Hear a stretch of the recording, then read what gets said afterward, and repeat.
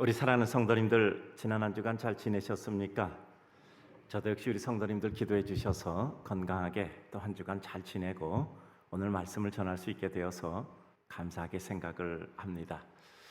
특별히 오늘은 맥주 감사주일입니다. 전반기 6개월 보내고 후반기 6개월을 시작하면서 우리는 우리로서의 맥주절을 정하여서 하나님의 은혜 가운데 전국에 있는 교회들이 지키고 있습니다.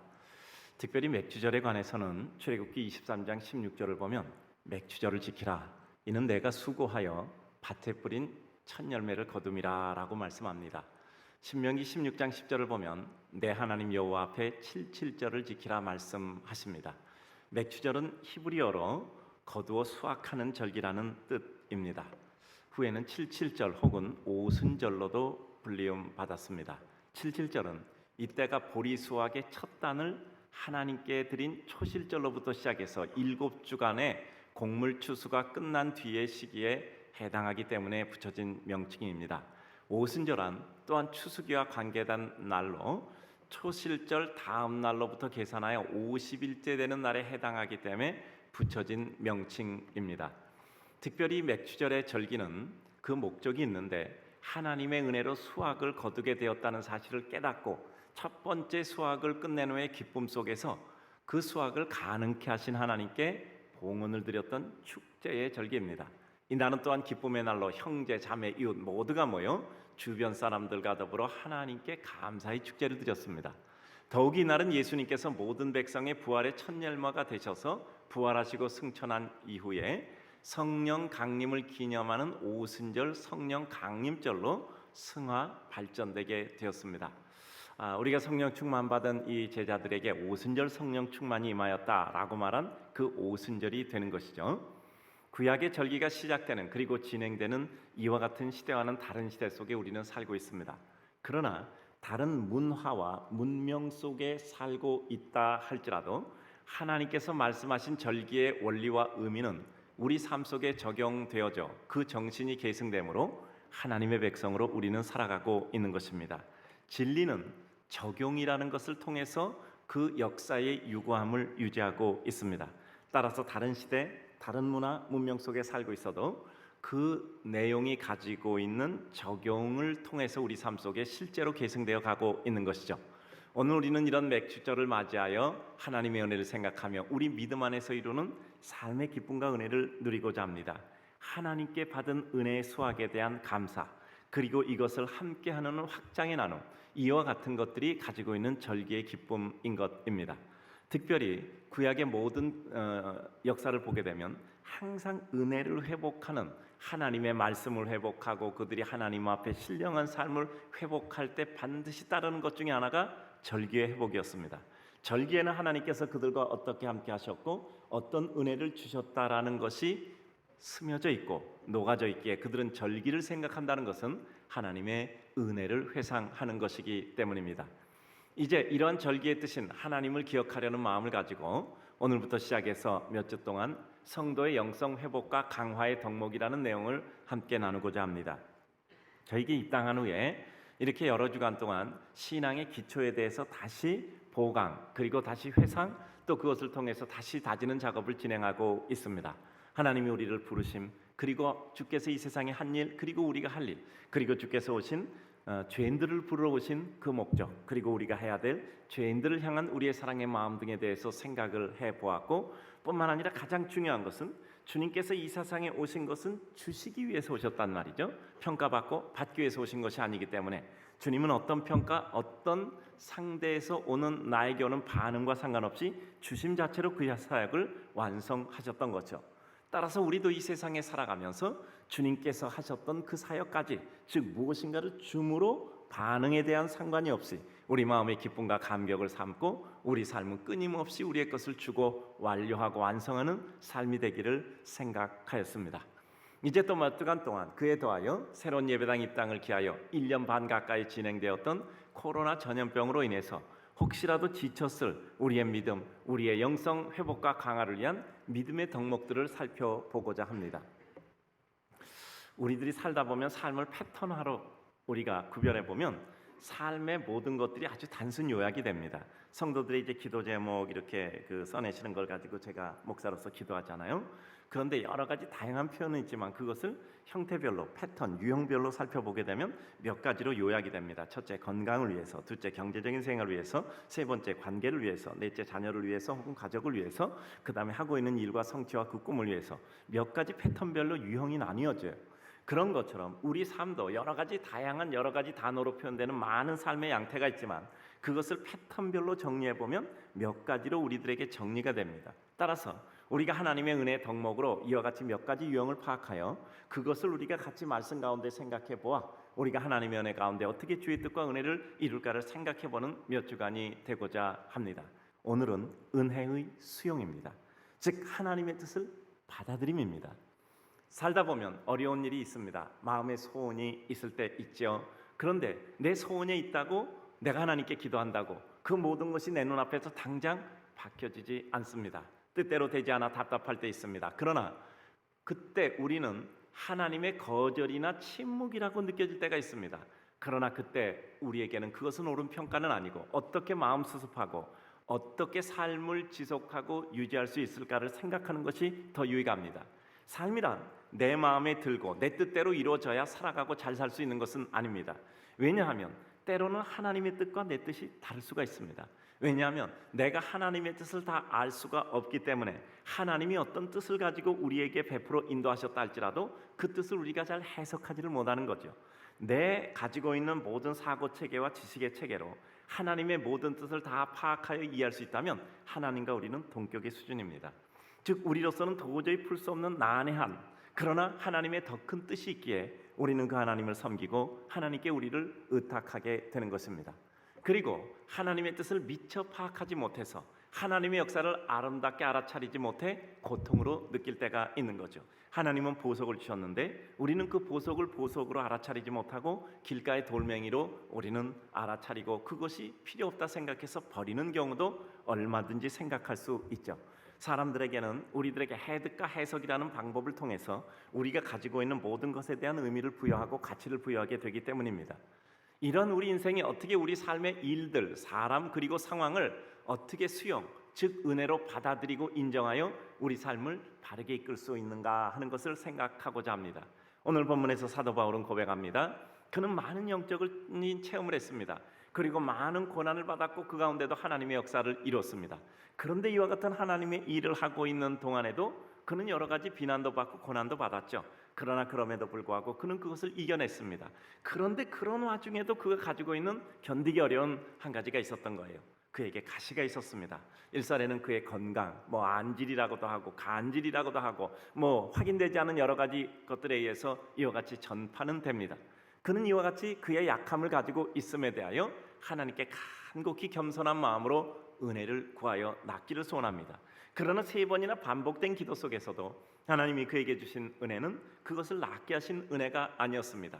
오히려 나의 은혜가 너에게 족하도다. 즉 하나님의 은혜가 너 사도 바울에게 좋게 임하였다라는 것입니다. 그것을 통해서 약함이고 강함되게 하시는 하나님의 은혜를 깨닫게 하신 것입니다. 그가 이와 같이 약한 것이 있고 그 약한 것 때문에 하나님께 간구하고 또 간구하고는 과정 속에 우리가 하나님의 은혜 속에 더욱더 강해지는 믿음의 역사, 하나님의 권능을 믿는 거죠. 지난번에 말씀드렸는데 기억하실지 모르겠습니다. 우리가 하나님께 평생 동안 기도했어요. 근데 그 기도의 제목이 평생 이루어지지 않았습니다. 하나님 왜 이 기도 제목을 평생 이루어지지 않게 하셨습니까? 라고 하나님께 한거하시겠습니까? 아니면 그때 우리에게 이런 마음이 들면 그것은 얼마나 큰 은혜이겠습니까? 하나님, 내가 평생 동안 기도했는데 내 눈앞에 내가 원하는 모습으로 이루어지지 않았습니다. 그러나 그럼에도 불구하고 나의 믿음은 식어지지 않고 나의 믿음은 하나님께 대해서 의심을 가지지 않고 마지막까지 간구할 수 있는 이와 같은 뜨거운 믿음을 주셔서 감사합니다. 하나님, 나는 내 일평생 동안 내 원함이 이루어지건 원함이 이루어지지 않건 나는 내 마음속에 하나님을 신뢰했고 하나님 의심한 적은 한 번도 없습니다. 이런 믿음을 내게 선물로 주셔서 감사합니다 라고 고백하다면 그와 같은 큰 믿음을 주신 하나님의 은혜, 그 은혜를 누릴 수 있는 우리의 축복은 얼마나 큰 것입니까? 말씀드렸습니다. 오늘도 우리의 삶 가운데 정말 내가 그렇게 간구했는데 이루어지지 않았지만 하나님께서는 나의 은혜가 너에게 족하도다 말씀하셨습니다. 그때 깨달은 것입니다. 약할 때 강함을 주시는 하나님이시죠. 우리의 약함을 가지고 하나님께 기도하는 과정 속에 우리는 더욱더 겸손해지고, 우리의 약함에도 불구하고 하나님께 기도하며 그 약함을 끌어안고 나는 내 삶의 길을 갈 수 있음에 하나님께서 그것을 능가할 수 있는 더 큰 은혜를 주셨음을 우리는 깨닫고 누리게 되는 것이죠. 그래서 오늘 사도 바울은 고백하고 있는 것입니다. 스스로 약함을 가지고 있으므로 하나님께 겸손하게 은혜를 입고 그것이 그의 강함의 근원이 되었던 것입니다.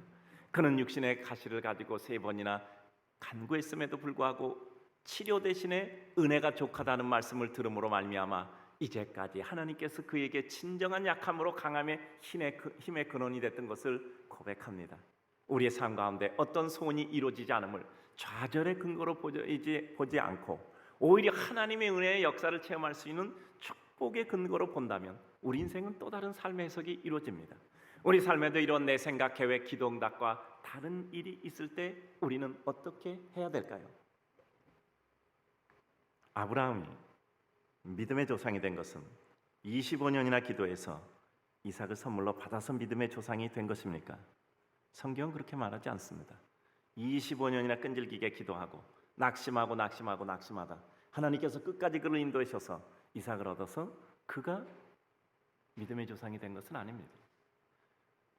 아브라함이 믿음의 조상이 된 것은 그 이삭이 자라서 소년이 되었을 때 모리아산의 제물로 드려라 라고 했을 때 아브라함은 이미 그의 믿음이 깊어져 있었던 거죠. 그러므로 하나님의 은혜를 이해할 수 없었지만 받아들이는 수용이었습니다. 그것으로 아브라함은 믿음의 조상이 됐던 겁니다. 우리 인생 믿음의 가장 큰 것은 성취를 넘어서서 어느 날 하나님의 축복과 은혜를 받아들이는 수용입니다. 우리 은혜는 2가지라고 늘 말씀드리죠. 하나는 성취, 하나는 수용. 성취라는 것은 내가 하나님께 기도하고 은혜 받은 것을 결국 어려운 가운데도 이뤄내는 하나님의 축복입니다. 그러나 더 깊은 또 하나의 은혜가 있으니 그것은 때때로는 내 마음과 상관없이 내 뜻과 상관없이 하나님의 뜻이 나에게 주어질 때 그것을 받아들여 수용함으로 말미암아 하나님의 더 큰 뜻 가운데 내가 나를 드리는 쓰임받는 은혜를 이루는 이와 같은 삶이었죠. 모세도 마찬가지잖아요. 마지막 순간에 가나안에 들어가지 못한다 할 때 모세의 가장 빛나는 영광의 순간인데 그것은 성취가 아니라 수용이었습니다. 즉 모세는 하나님의 뜻을 받아들이고 그 백성을 손들어 축복하고 여호수아를 후계로 세워 기도하였던 것입니다. 이와 같은 우리 인생의 가장 큰 은혜는 하나님의 은혜를 받아들일 수 있는 이와 같은 수용인 것이지요. 오늘 그 말씀 나누도록 하겠습니다.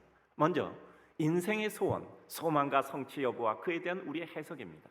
어느 날 우리의 기대와 소망이 이루어지지 않는다고 그것이 하나님이 우리를 거절하신 것만은 아니며 우리 생각을 넘는 또 다른 큰 뜻이 있음을 우리는 믿어야 합니다. 하나님은 우리에게 가장 기쁜 것을 주시기 원하십니다. 내 생각과 하나님의 생각이 다를 수 있습니다. 내가 미처 하나님의 큰 뜻을 모를 수 있고 이해할 수 없는 내 생각에 한계가 있을 수 있습니다. 내 계획, 시간, 순서가 달라 아직도 더 기다려야 하고 다른 것을 먼저 이루게 하기 위하여 지금의 약함과 고통이 필요할 수도 있습니다. 내 마음대로 원할 때 내 마음이 원하는 모습대로 이루어져야 한다면 내가 창조주, 섭리주와 다를 바가 무엇이 있겠습니까? 우리가 믿음을 가졌다는 것은 그 하나님을 신뢰하는 것입니다. 신뢰의 범위가 어디까지냐 하면은 내 마음에 안 들어도 하나님을 신뢰하는 것이고 나와 시간이 틀려도 그 하나님을 신뢰하는 것이고 나와 방법이 달라도 그 하나님을 신뢰하는 것입니다. 때로 하나님은 우리를 위한 최선의 길을 찾고 계심을 인정하는 것입니다. 우리의 소원이 이루어지지 않는 것은 거절이 아니라 새로운 은혜의 근거가 되기도 하였습니다. 우리는 내게 있어지는 모든 것이 내게 이루어지는 모든 일이 결국 하나님이 우리를 향한 축복이라 믿어야 합니다. 내 마음대로 되지 않아도 하나님의 뜻대로 됨을 인정해야 됩니다. 그리고 하나님이 나를 사랑하니 내가 깨닫지 못해도 결국은 하나님의 역사로 인하여 기뻐할 것을 믿고 그를 바라보고 기대하는 것입니다. 하나님의 은혜와 축복을 깨달아 알고 파악해 누릴 수 있는 지혜와 영성을 우리는 키우고 개발해야 합니다. 여러분, 길거리에 보물이 널려져 있으면 그것이 여러분 눈에 다 띄어서 그것을 다 줍습니까? 길거리에 모든 보물이 다 널려져 있잖아요. 근데 여러분들이 그거 눈 떠서 다 발견해서 다 줍습니까? 길거리에 널려진 보물을 줄 수 있는 사람은 다만 극소수에 불과하잖아요. 모든 사람은 똑같은 자연현상을 봐도 자연현상에서 과학적 원리를 정리해서 그것을 원리로 서술해낼 수 있는 사람은 아주 소수입니다. 여러분, 사회 모든 사람이 살고 있는 현상이 있잖아요. 그 현상 가운데 일관하는 원리를 발견해서 그것을 논리로 제시할 수 있는, 명제를 제시할 수 있는 사람은 극소수잖아요. 보물이 많다고 해서 보물을 다 누리는 것이 아니라 그 보물은 그것을 찾을 수 있는 주인을 찾아 누릴 수 있게 할 뿐입니다. 따라서 우리는 하나님이 우리에게 축복과 은혜를 주셨음에도 불구하고 그럼에도 우리가 누릴 수 없는, 깨닫지 못하는 때가 있음을 인정하고, 하나님께서 나에게 주셨다면 내가 이제는 이것을 깨달을 수 있는 은혜를 주십시오. 언제나 선물은 포장지 풀어야 우리는 누릴 수 있다고 말씀드렸잖아요. 하나님의 은혜와 축복을 깨달아 알고 파악해 누릴 수 있는 지혜와 영성을 우리는 키우고 개발해야 하는 것입니다. 사람의 행복은 주어지는 것만이 아니라 그것을 어떻게 누리느냐 하는 것입니다. 아무리 좋은 식재료라 할지라도 맛있는 요리를 만들었을 때 더 맛있는 것처럼 하나님의 은혜는 내게 주시지 않은 것이 아니라 주었는데 내가 그것을 어떻게 누리냐의 문제가 우리에게 반드시 포함된 것입니다. 하나님을 믿는다면 우리는 어떤 여건, 사람, 상황까지도 결국 하나님을 통해 최선의 모습으로 이루실 것을 기대해야 합니다. 우리는 하나님의 진실과 현실 속에서 사실을 믿습니다. 하나님은 항상 우리에게 추상적일 뿐 아니라 구체적으로 우리 인간 수준에서 납득되도록 이루어 주시기도 합니다. 그런데 우리와 그 시간이 다를 수가 있어요. 우리로 하여금 하나님을 이해할 수 있는 수준까지 이루도록 우리는 그 은혜를 간구하는 것입니다. 그 아들 예수 그리스도를 이 땅에 보내어 십자가에 못 박혀 죽게 하신 것도 깨닫지 못하는 인생들을 위하여 그 인간의 수준으로 내려오셔서 그 인간을 설득하신 하나님의 은혜인 것입니다. 하나님이 이루실 최선을 믿는다면 우리는 결과뿐 아니라 과정까지 이해하고 누릴 수 있도록 우리의 마음을 열어야 합니다. 우리 사랑하는 성도님들, 우리 교인들은 다 알잖아. 한 번 하면 능력이다. 당연하죠. 한 번 하면 능력입니다. 여긴 그러나 단서가 붙어야 돼요. 과정을 포함한 한 번이어야 됩니다. 과정을 포함할 때 그 가운데 그 능력을 습득하는 거예요. 하늘에서 떨어진 우연히 주신 한 번은 절대 반복 재생산이 될 수가 없습니다. 그것은 일회성 축복입니다. 그러나 아픔의 과정, 슬픔과 인내와 고통을 통과한 과정은 그것을 통해서 그 과정 속의 능력을 흡수했기 때문에 그것은 지속적인 반복 재생산 가능한 능력이 되는 겁니다. 따라서 우리는 똑같은 것을 얻더라도 고통과 아픔과 값을 치르고 얻을 때 그것이 값 치른 만큼 우리들에겐 소중한 것이 되는 거예요. 그래서 하나님은 때때로 우리에게 과정을 요청하시는 겁니다. 단박에 기쁨을 주시는 것이 아니라 과정을 거쳐 기쁨을 주시는 것이죠. 하나님을 기대하는 마음으로 바라보면 이전까지 전혀 보이지 않는 새로운 것이 보입니다. 사람에 대해서도 기대하는 마음의 눈을 열고 보면 이전까지 전혀 볼 수 없었던 그의 가능성이 얼마든지 충분하게 보이는 것입니다. 우리가 어떤 시각으로 보느냐, 어떤 해석의 잣대로 보느냐에 따라서 우리에게 있는 것은 충분히 그 의미와 가치 부여는 다를 수 있는 것이죠. 그 다음입니다. 은혜의 수용으로 이루어지는 지경 확장과 행복 자각입니다. 은혜를 수용할 때 이루어지는 우리의 지경이 확장된과 우리의 행복을 느낄 수 있음이죠. 하나님의 은혜를 나의 은혜로 받아들일 수 있는 수용의 축복을 받는다면 우리 삶은 훨씬 더 지경이 넓어집니다. 사랑으로 품어가며 살 수 있고 행복하게 살고 누군가를 기쁘게 하며 살 수 있습니다. 무슨 일 안 된다고 마음 볶지만 말고 그 가운데 임하시는 하나님의 뜻을 찾읍시다. 어떤 일이 계획과 손대로 안 될 때 그것을 실패라고만 생각하지 말고 하나님의 또 다른 은혜의 길이 열린다는 것을 깨달아야 됩니다. 사람의 의견이 틀릴 때 반드시 그 사람이 틀린 것은 아니잖아요. 우리는 서로 각자 의견이 다를 수 있을 뿐일 때도 많잖아요. 정말 역사 속에 가슴 아픈 것은 사울왕은 다윗을 품기만 했으면 그는 그의 능력의 10배 이상을 발휘할 수 있었는데 그 좋은 축복을 그냥 시기심으로 발로 차버렸던 거죠. 하나님의 승리는 언제나 인간의 계획에 실패해서 시작되는 경우가 많습니다. 사도행전 16장 6절에서 10절을 보면 사도 바울의 마케도니아 전도에 대해서 기록이 됩니다. 성령이 아시아에서 말씀을 전하지 못하게 막습니다. 비두니아 지방으로 가려는데 예수의 영이 허락하지 않습니다. 그래서 무시아를 지나 드로아로 가는데 밤에 마게도니아의 환상을 봅니다. 우리를 와서 도우라. 아주 초라한 한 사람의 환상이었습니다. 여기서 사도 바울은 하나님의 뜻을 깨닫습니다. 그러므로 드로아에서 배를 타고 결국 빌립보로 가게 되죠. 그것이 바로 빌립보에 도착하여 이룬 사도 바울의 유럽의 첫 번째 전도여 유럽 전도의 포문이 열린 겁니다. 하나님께서 사도 바울을 유럽의 복음을 전하기 위해서 모든 길을 막으셨던 거예요. 복음 전하다 쫓겨나고, 그러나 쫓겨나면 도망쳐서 다른 곳에서 복음을 전하고, 이것이 초대교회 복음에 불붙는 역사였던 거예요. 실패 같지만 대단한 성공이었습니다. 여리고성에서 승리했지만 아이성 전투에서 실패했잖아요. 그런데 그것은 실패가 아니었어요. 그것을 통해서 하나님의 뜻과 은혜를 확인했던 거예요. 아무리 커도 하나님의 은혜면 승리하고 아무리 작아도 하나님의 은혜를 간구하지 않을 때 그것은 실패한다는 하나님의 주권에 대한 확인을 이루시는 역사였습니다. 사도 바울도 결국 자신의 소원, 여기서 병 낫기를 원하는 것이죠. 그래서 자기의 소원에 대해서 다른 생각을 갖습니다. 병이 낫지 않았지만 하나님의 은혜가 너에게 족하도다라는 말씀을 들었을 때 그때 깨닫는 것이 있었습니다.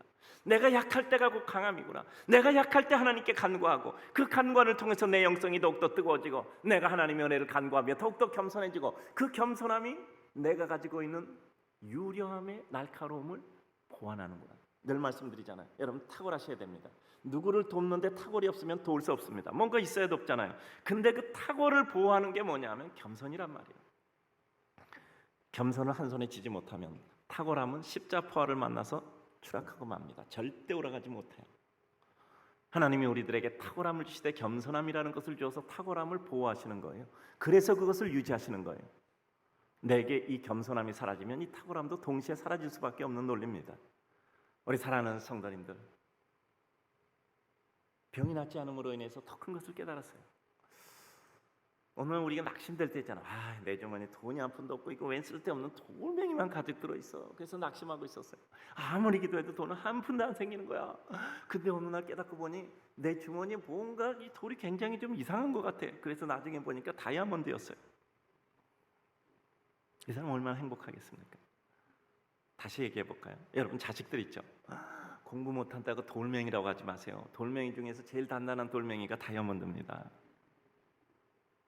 돌멩이인 줄 알았는데 걔가 다이아몬드예요. 무시하지 맙시다. 내게 허락한 것, 내가 아직 그 가치를 모를 뿐이에요. 나의 획일된 사고로 평가해버리는 거예요. 내 기준으로 상대를 평가해버리니 나라는 완전치 못한 인격체가 어떻게 모든 세상을 평가할 수 있겠습니까?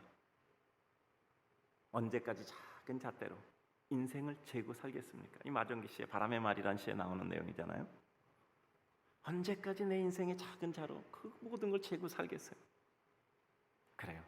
어느 날 문득 하나님이 내게 주신 것이 은혜다 생각하고, 자 따라서 합시다. 관찰의 눈. 관찰의 눈. 그래요. 이 교회에서 수십 번, 수백 번 말씀드린 관찰의 눈을 떠야 돼요. 하나님의 은혜를 볼 수 있는 관찰의 눈을 떠야 돼요. 어느 날 문득 보이지 않는 것이 보이는 겁니다.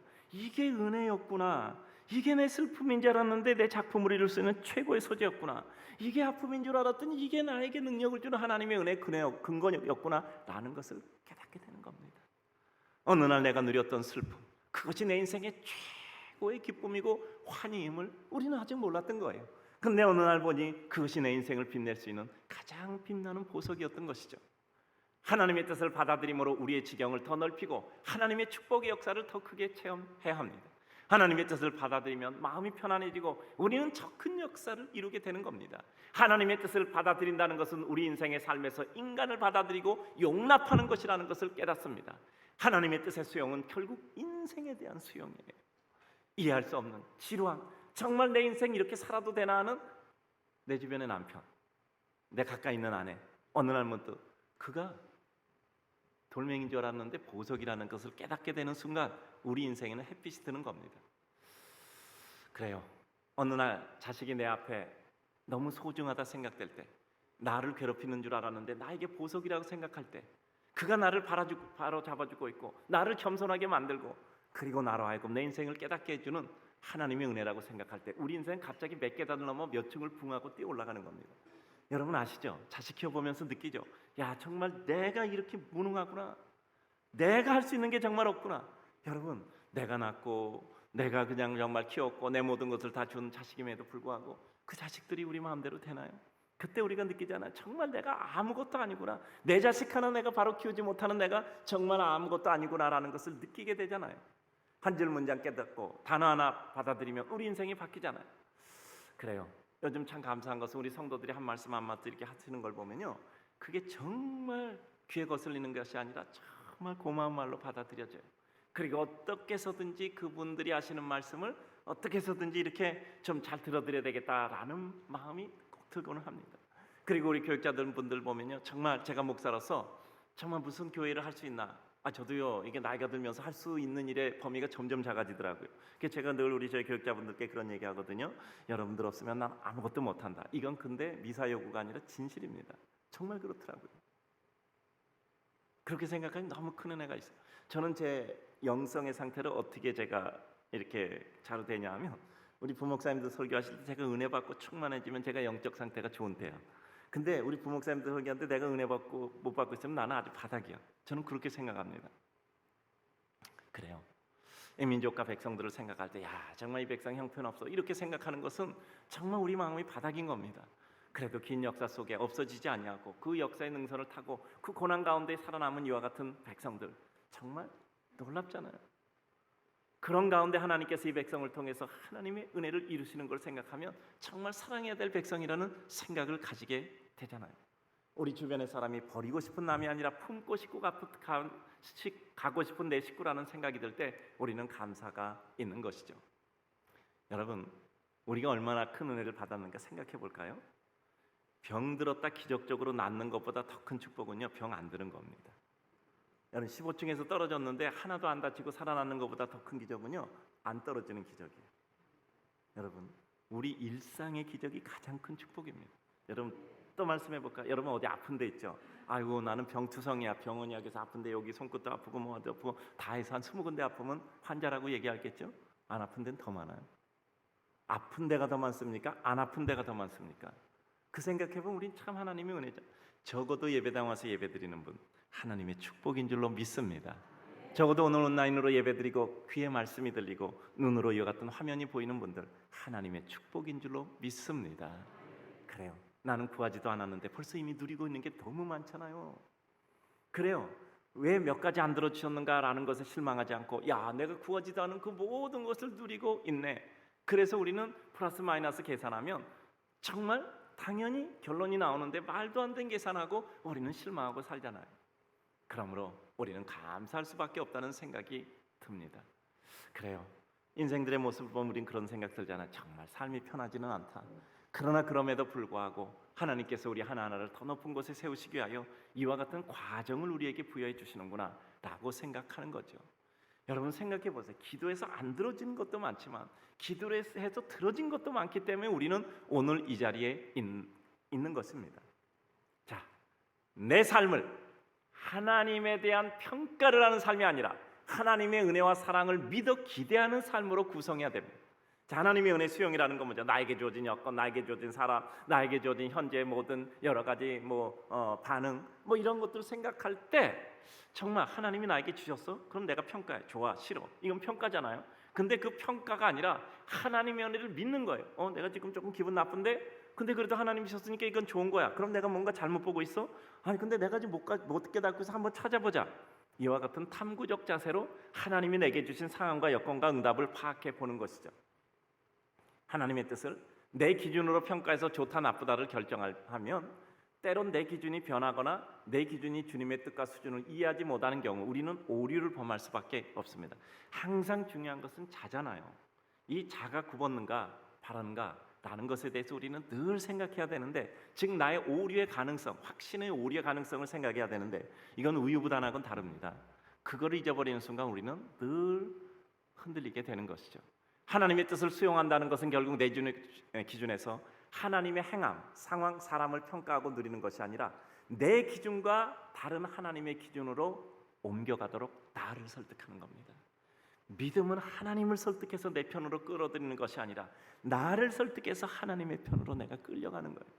이런 말씀 많이 드리잖아요. 기도하다 보니까 하나님이 내 편으로 끌려온 게 아니라 기도하다 보니까 내가 하나님 편으로 끌려가 하나님과 만나고 있는 것이죠. 하나님의 뜻으로 나를 설득하여 하나님의 축복과 은총 받아들일 때 단순한 심정적 평안뿐 아니라 내가 행하고 가야 할 길까지도 보이는 것이죠. 어떤 자물과 상황을 어떤 각도에서 보느냐에 따라서 용도가 선명해지고 달라 보이고 새 용도가 보이는 것은 당연합니다. 하나님의 뜻을 인정하고 받아들이고 그리고 이게 내 거야, 내 기쁨이야 생각하면 이게 왜 내 기쁨인지 그것을 통해 이루시려는 하나님의 뜻을 더욱더 깊이 바라보게 됩니다. 누군가 내가 신뢰하는 사람으로부터 선물을 받았어요. 근데 이 선물의 용도를 이해를 못하겠어. 그때 우리는 어떻게 생각? 야, 이 말도 안 되는 선물을 왜 보냈어? 라고 생각하십니까? 야, 내가 이해는 안 되는데 뭔가 굉장히 내게 유익한 거니까 보냈을 것이야. 그러면 나는 이 용도가 무엇인가 한번 연구해보고 공부해보고 거기 있는 설명서도 읽어보자 라고 생각하실 겁니다.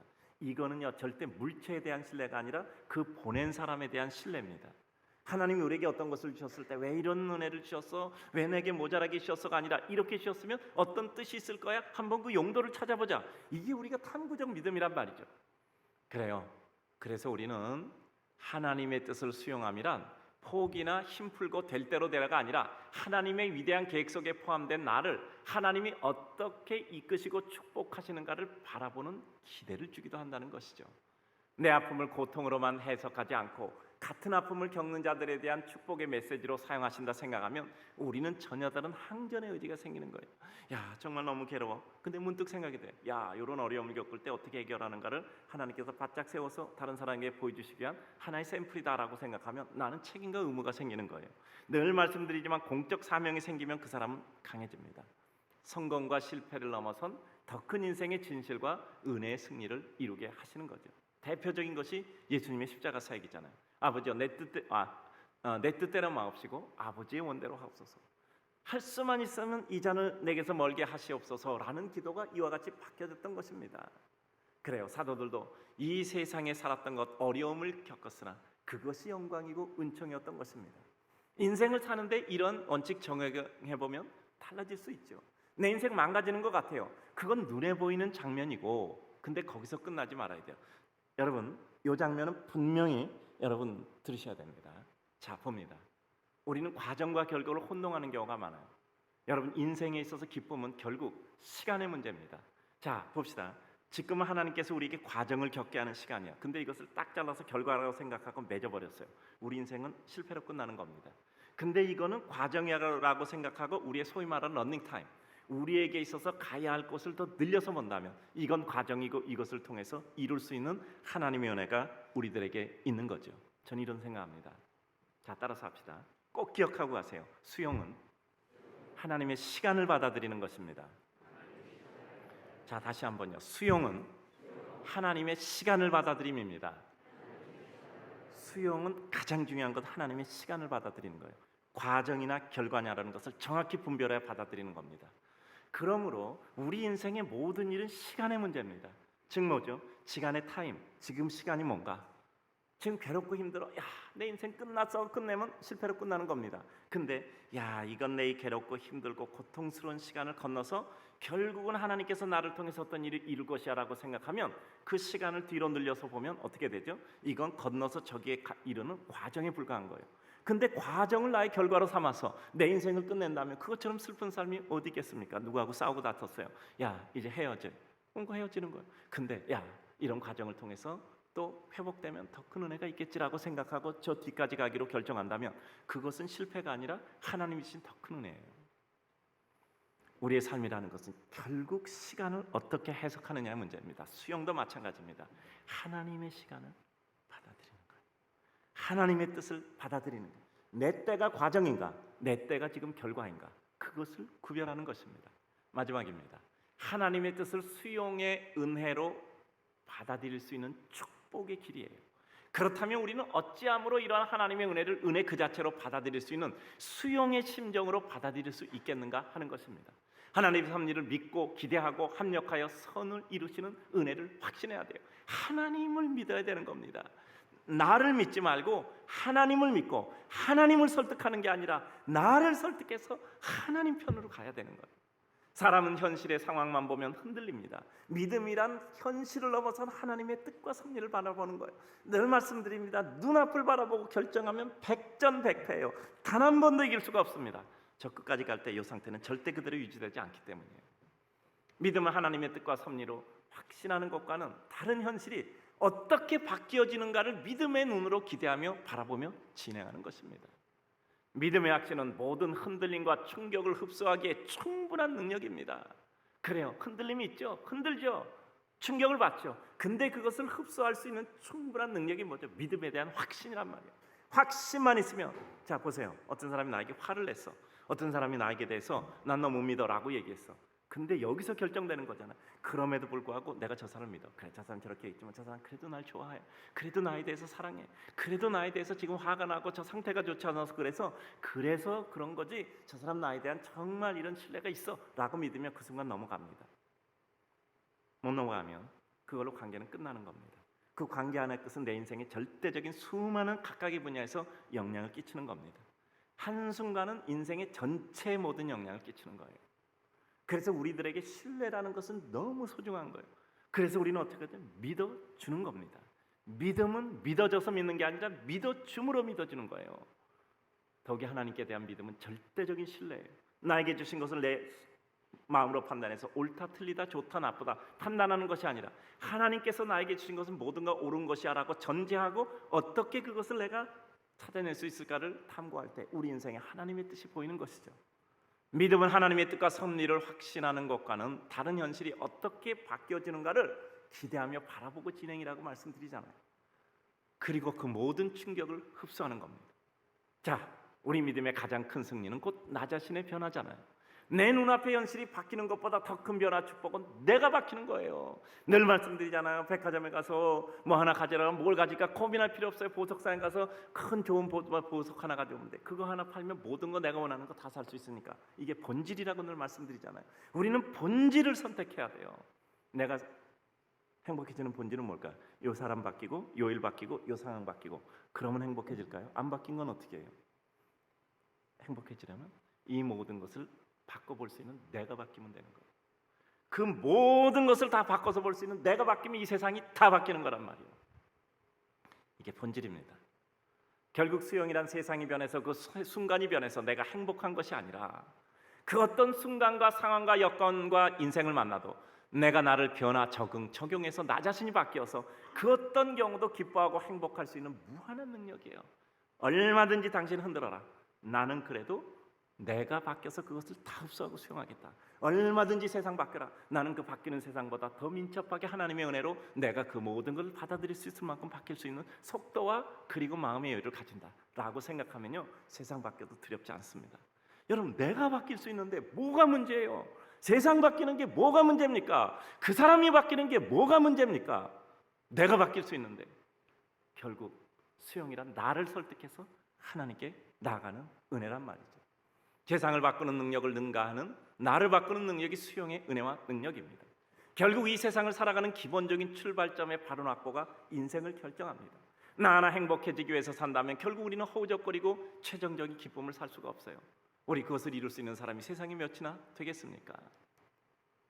어느 날 문득 나 자신을 넘어서는 기회를 가진다면 우리 삶은 전혀 다른 차원으로 접어드는 겁니다. 간단한 얘기 하나 해드릴게요. 집에 가서 싸우지 마시고요. 여행을 갔다 왔어. 부부가 같이 여행을 갔다 왔는데 아이고 다리가 아파. 아이고 다리가 아픈데 저 사람이 내 마음도 모르고 내 다리도 안 주물러주나 이러면 불행한 거예요. 근데 이런 생각이 갑자기 어느 날 들어서 아이고 여행 갔다 왔는데 정말 다리가 아프다. 내 다리가 아픈데 저 사람은 얼마나 아플까. 이제 이 생각이 들면 그 가정은 행복해지는 거예요. 은혜가 안 되네. 예? 아유, 내 다리 아픈데 저 사람 내 마음도 몰라주고 다리도 안 주물러주네 이러면요 불행해지는 거예요. 근데 아이고 내 다리 아픈 거 보니까 저 사람은 얼마나 다리 아프겠어. 아이고 내가 좀 주물러줘야지. 그러면요 갑자기 인생이 행복해지는 거예요. 환자다 생각하자 말했잖아요. 그렇게 말도 안 되는 소리 하면 그 말 하려면 얼마나 그 마음이 꼬였게 저런 말 할까 생각하면 불쌍하고 가엾잖아요. 마음 하나 바꾸면 온 세상이 바뀌잖아요. 결국 믿음은 생활이라고 늘 생각합니다. 우리의 영적인 수준을 보려면요 결국 가장 가까운 사람의 흠이 보이는가 그 사람의 좋은 점이 보이는가 생각하면 돼요. 흠이 보일 때 나는 바닥이고 그 사람의 좋은 점이 보면 나는 영적으로 충만한 겁니다. 멀리 바라보면 수용할 수 있죠. 어떻게 이 사람 변할까? 어떻게 발전할까? 지금 당장 판단하지 말고 5년, 10년, 20년들을 바라볼 수 있다면 우리 기대될 수 있는가? 있잖아. 여러분 10년, 20년을 바라보지 못한다 생각하면 절대 큰 일을 이룰 생각은 하지 마세요. 이뤄봤자 이런 조망만한 일밖에 못 이룹니다. 결국 하나님께서 우리에게 주신 은혜 중에 큰 역사는 시간을 요구합니다. 시간 속에 뭘 요구해요? 인내 속의 고통을 통과하는 과정을 요구하시는 거예요. 그래야 그 기쁨을 그가 누릴 수 있는 자격과 은혜가 생기는 거예요. 그래야 그는 무엇인가 주어졌을 때 흔들지 않고 겸손하게 하나님의 뜻을 실현하는 겁니다. 이 과정을 거치 않은 사람은 자기에게 줬을 때 그거 흔들고 과시하고 그것 가지고 오히려 세상에 피해 줍니다. 그래요. 하나님께서 우리에게 주신 은혜 조금 더 호흡 길게 가지고 보면 하나님의 은혜죠. 이제 오늘 맺고자 합니다. 수용. 내게 주신 하나님의 그 어떤 상황도 하나님이 나를 사랑하신다는 것만 확신하면 우리는 그 기대를 가지고 그 뜻을 파악하게 됩니다. 너의 은혜가 너에게 족하다. 주님께서 우리에게 주신 말씀이라면 우리는 그것이 왜 우리에게 족한지를 파악하여 그 진정한 사랑과 은혜와 축복을 찾아 누리게 될 것입니다. 우리 사랑하는 성도님들, 하나님이 우리에게 주신 것은 다 맞습니다. 하나님이 우리에게 주신 것은 다 사랑입니다. 하나님이 우리에게 주신 것은 다 축복입니다. 하나님의 은혜 누리시는 주의 백성 되시기를 주님의 이름으로 축복합니다.